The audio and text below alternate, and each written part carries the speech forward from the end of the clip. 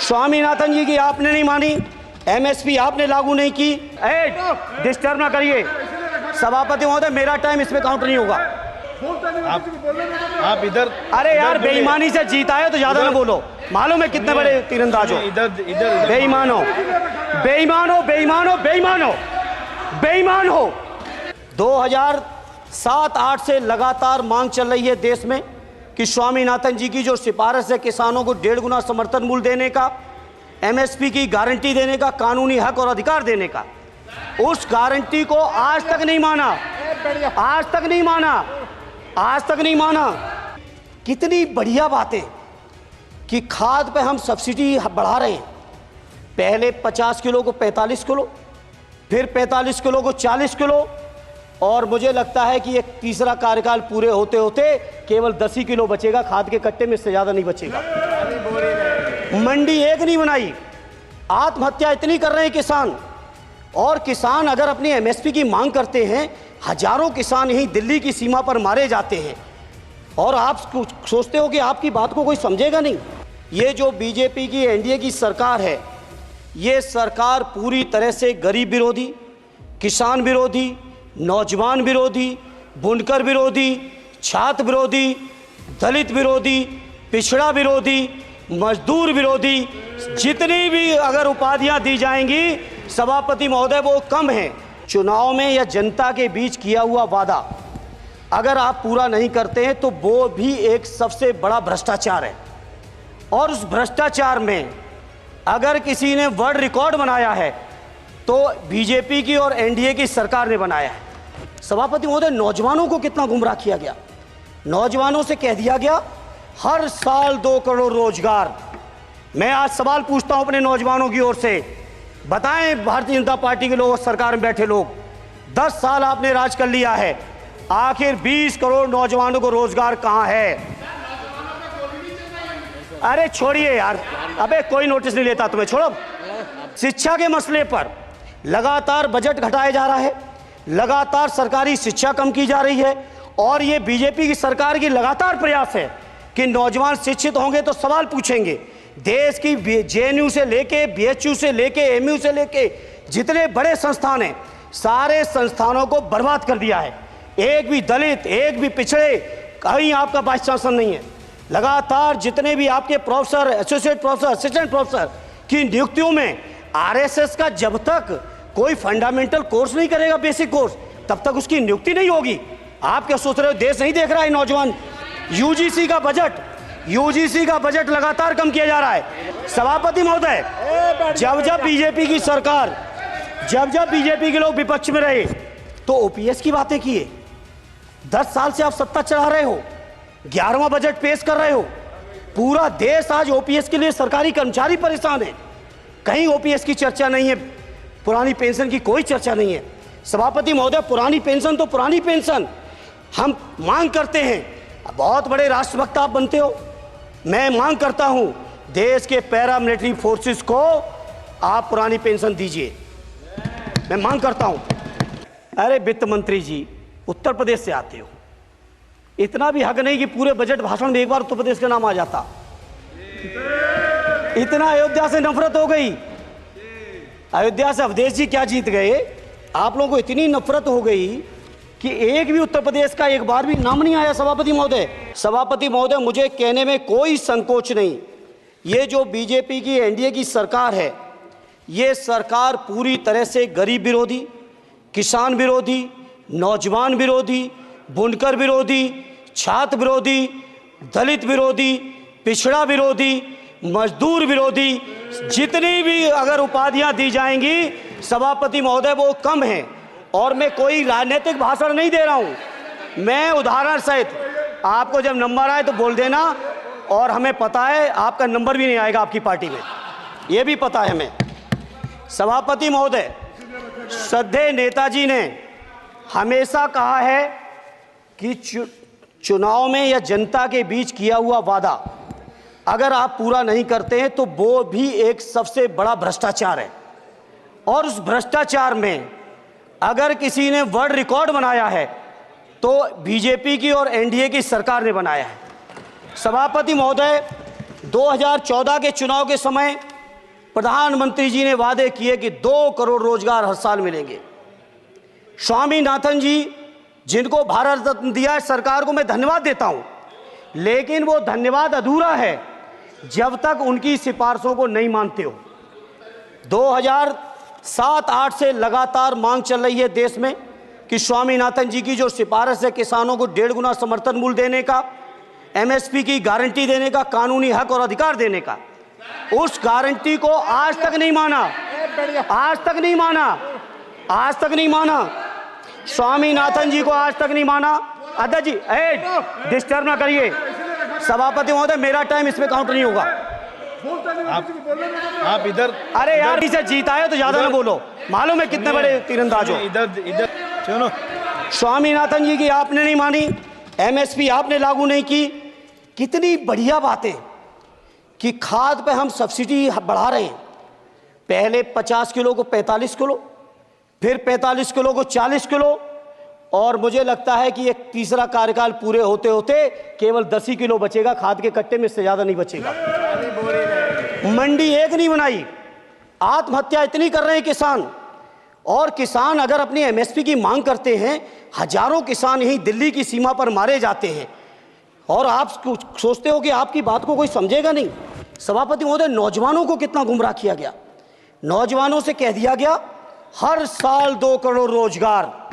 मैं आज सवाल पूछता हूं अपने नौजवानों की ओर से, बताएं भारतीय जनता पार्टी के लोग, सरकार में बैठे लोग, 10 साल आपने राज कर लिया है, आखिर 20 करोड़ नौजवानों को रोजगार कहां है? अरे छोड़िए यार, अबे कोई नोटिस नहीं लेता तुम्हें, छोड़ो छोड़ो, कोई नोटिस नहीं लेगा तुम्हें। 20 करोड़ नौजवान के रोजगार का हिसाब कहां है?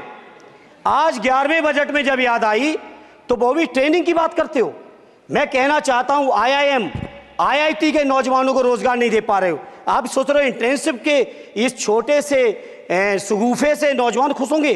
देश के नौजवान खुश होने वाले नहीं है। सभापति महोदय, शिक्षा के मसले पर लगातार बजट घटाया जा रहा है, लगातार सरकारी शिक्षा कम की जा रही है, और ये बीजेपी की सरकार की लगातार प्रयास है कि नौजवान शिक्षित होंगे तो सवाल पूछेंगे।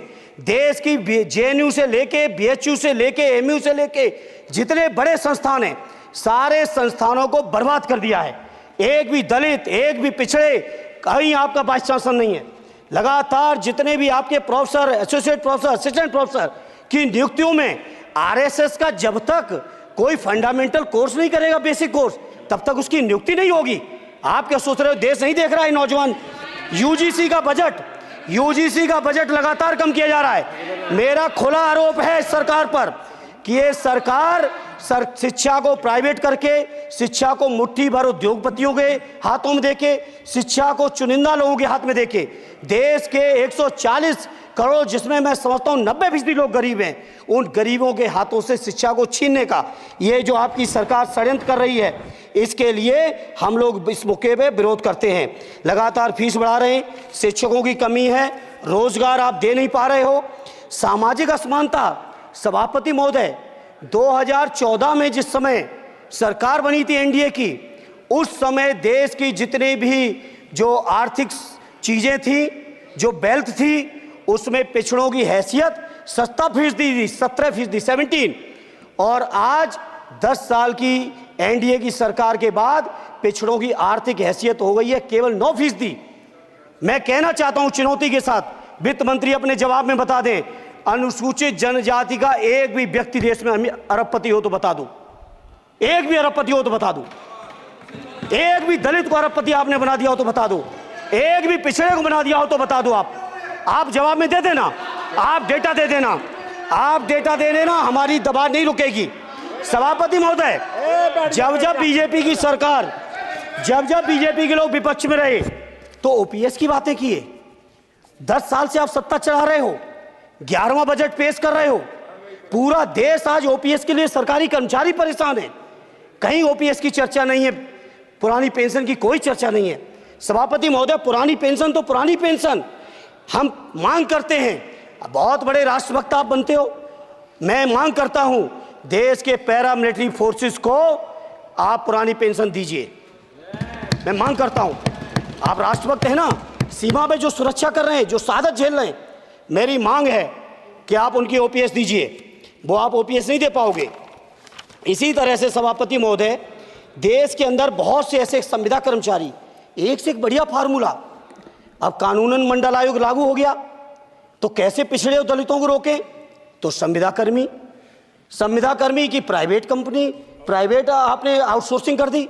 आउटसोर्सिंग के कारण से देश के सारे दलित, सारे पिछड़े, सारे आदिवासी आपकी सेवाओं से बाहर हो गए। उनके पास कोई कानूनी हक नहीं।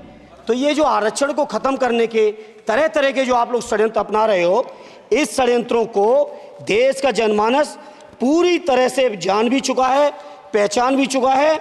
और इसीलिए उत्तर प्रदेश से तो आपको कर ही दिया है बाहर, देश से भी बाहर जल्दी करेंगे और हमारे साथी मिलकर दूसरे प्रांतों से भी बाहर करेंगे। इसी तरह सभापति महोदय, हम मांग करते हैं, आप सोचिए, उत्तर प्रदेश अकेले के अंदर, देश के हालात मुझे नहीं पता और बदतर होंगे, अकेले उत्तर प्रदेश में 1000 से ज्यादा शिक्षा मित्र आत्महत्या कर चुके। सभापति महोदय, कोई सरकार के कान पे जू नहीं रेंग रही है। किसान आत्महत्या कर रहे हैं, इन्हें कोई मतलब नहीं। अनुदेशकों को तनख्वाह नहीं मिल रही है समय से, कोई मतलब नहीं। आंगनबाड़ी महिलाएं परेशान हैं, इनको कोई मतलब नहीं। सभापति महोदय, आपकी आशा बहुएं, आपकी ये रसोईया महिलाएं, आपकी आंगनबाड़ी, पंचायत सहायक, रोजगार सेवक, मैं समझता हूं सभापति महोदय, यहाँ बैठे हर सदस्य के पास इनके क्षेत्रों का ये डेलीगेशन जरूर मिलता होगा और मांग करता होगा कि कम से कम हमारा मानदेय बढ़ाया जाए, हमें स्थायी किया जाए। सभापति महोदय, इसके लिए सभापति महोदय, मेरी पार्टी के किसी भी मेंबर से हम नंबर कम कर लेंगे, टाइम, मेरा टाइम बढ़ा दीजिए, बढ़ा दीजिए, कोई भी मेंबर हमारे लिए दे देंगे टाइम, हम लोग। इसलिए सभापति महोदय, इन सभी समस्याओं के इसलिए मैं आपसे कहना चाहता हूं कि इनका समाधान करिए, और नहीं समाधान करेंगे तो अभी तो बैसाखी पे बन गए, बिहार और आंध्रा को पैकेज देखे फिर देश में कितने राज्यों को पैकेज दे पाओगे? अरे वित्त मंत्री जी, उत्तर प्रदेश से आते हो, इतना भी हक नहीं कि पूरे बजट भाषण में एक बार उत्तर प्रदेश का नाम आ जाता। इतना अयोध्या से नफरत हो गई, अयोध्या से अवधेश जी क्या जीत गए, आप लोगों को इतनी नफरत हो गई कि एक भी उत्तर प्रदेश का एक बार भी नाम नहीं आया। सभापति महोदय, इसे मैं आज इस मौके पर सभापति महोदय, देश के गरीबों, किसानों, नौजवानों, व्यापारियों, बुनकरों, सभी की ओर से कहना चाहता हूं, ये बजट देश विरोधी बजट है। कुछ समस्याओं के लिए सभापति महोदय, संवेदनशीलता के साथ मैं कहूंगा, सरकार को विचार करना चाहिए। श्रद्धेय नेताजी जब रक्षा मंत्री थे, उन्होंने व्यवस्था दी थी कि देश के अंदर जो भी सैनिक शहीद हुए हैं उनको ससम्मान उनके घरों पे जाके राष्ट्रीय सम्मान के साथ उनकी अंत्येष्टि हो। मैं उन्हीं की परंपरा को आगे बढ़ाते हुए एक और मांग करता हूं सभापति महोदय, कि जो हमारे शहीद, जिनकी अंत्येष्टि स्थल जहां कहीं भी बना हो, जिस भी परंपरा से बना हो, अरे आपको कुछ नहीं पता है, अरे यही तुम्हारे सैनिकों के लिए, यही तुम्हारा भाव है। सभापति महोदय, आप बोले सर। सभापति महोदय, मेरा अनुरोध है, अग्निवीर की योजना खत्म की जाए। ये 4 साल के सैनिक से देश की उतनी मजबूत रक्षा नहीं हो सकती। नौजवानों को गुमराह करके केवल 4 साल, उन्हें दो ना 60 साल तक रिटायरमेंट, 4 साल बाद वो कहाँ नौकरी ढूंढेंगे? इसे मेरी मांग है, अग्निवीर की योजना खत्म की जाए। साथ ही साथ मेरी एक मांग और है कि जो शहीदों की शहादत स्थल है, उसको शहीद स्थल के तौर पर डेवलप करने के लिए केंद्र सरकार को अतिरिक्त बजट देना चाहिए। मैं नहीं समझता हूं इसमें किसी को कोई दिक्कत होनी चाहिए।